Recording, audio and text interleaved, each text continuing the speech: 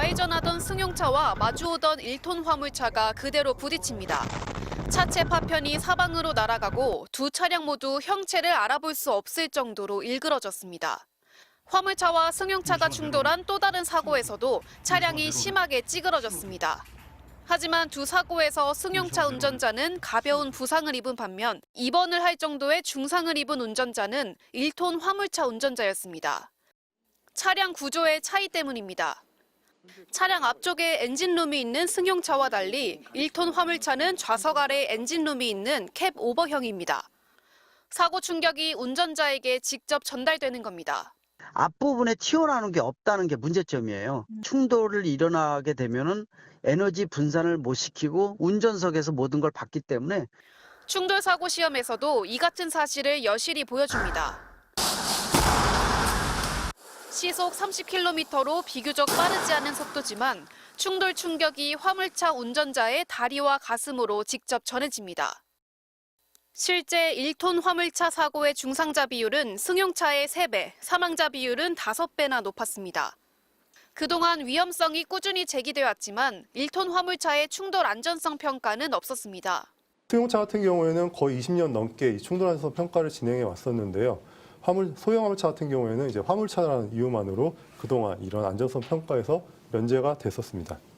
현재 운행되고 있는 이런 캡 오버형 화물차는 전국에 226만 대로 국내 전체 화물차의 60%를 차지하고 있습니다. MBC 뉴스 김현지입니다.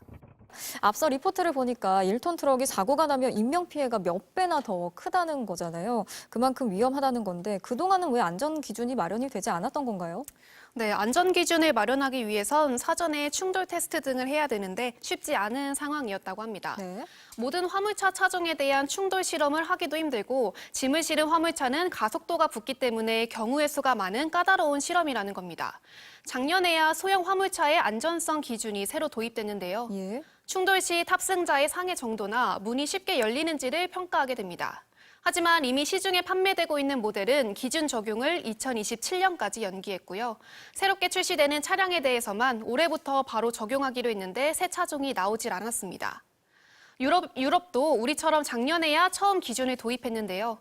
유럽은 내년부터 바로 기존 모델에도 안전 기준을 적용한다고 합니다. 예, 그 차량 앞쪽에 아예 공간이 없는 구조를 아까 캡 오버형이라고 한다고 했죠. 이게 위험하다는 건데 꼭 이렇게 만들어야 하는 이유가 있습니까?